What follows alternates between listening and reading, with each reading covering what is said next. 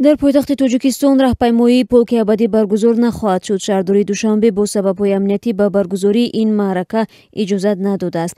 роҳпаймоии полки абадӣ бо ташаббуси Москав дар баъзе аз кишварҳои пасушӯравӣ доир мешавад. Қаблан идораи Россотрудничества дар Тоҷикистон эълон карда буд ки барои иштирокдорони полки абадӣ омодааст акси пайвандони ҷанговарашонро бепул нашр кунад. Як мақоми шаҳрдории Душанбе рӯзи 8 май бо шарти ифшо нашудани номаш ба радиозодӣ гуфт, бахшида ба рӯзи ғалаба дар пойтахт маъракаҳои зиёд доир мешавад, аммо дар миёни онҳо роҳпаймоии полки абадӣ нест. омили аслӣ дар масъалаи иҷоза наёфтани роҳпаймоии полки абадӣ ба қавли манбаъ таъмини амнияти иштирокдорони ин чорабинӣ мебошад.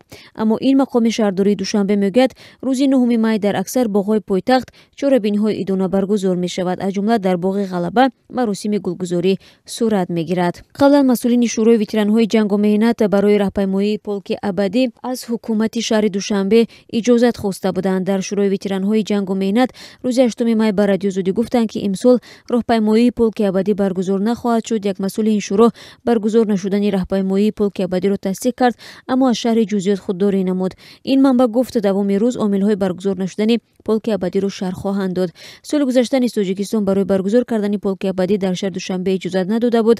мақомот гуфта буданд, бинобар вазъияти печидаи амниятӣ дар Афғонистон ва хатари амалҳои террористӣ, амнияти ширкатдорони полки абадиро таъмин карда наметавонанд. бар изофа мақомот гуфтанд, нашри сурати гузаштагон ва намоиш додани он дар роҳпаймоӣ ба арзишҳои дини ислом, ки аксарият дар Тоҷикистон пайрави он ҳастанд, мухолиф аст.